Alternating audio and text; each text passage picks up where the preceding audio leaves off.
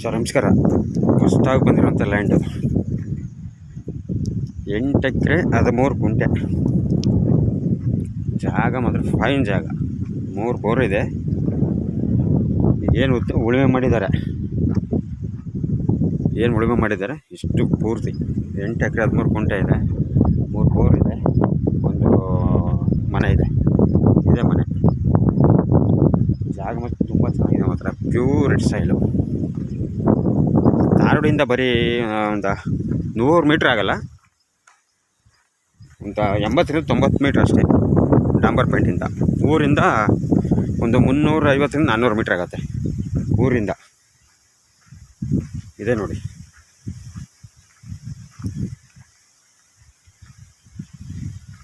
ಇದೇ ರೋಡು. ಮುಂಚೆನ ರೋಡಿದೇನು ಸಮಸ್ಯೆ ಇಲ್ಲ, ರೋಡ್ದೇನು ಸಮಸ್ಯೆ ಇಲ್ಲ, ಪೇಪರ್ದೇನು ಸಮಸ್ಯೆ ಇಲ್ಲ. ಲೀಗಲಾಗೆಲ್ಲ ಪೇಪರು ಡೈರೆಕ್ಟ್ ರಿಜಿಸ್ಟ್ರೇಷನ್ಗಿದೆ.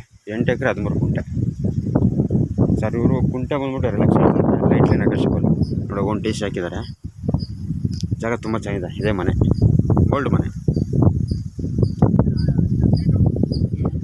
3 ಬೋರವೆ. 3 ಬೋರಲ್ವೇ 2.5 3 ಇಂಚ್ ನೀರು.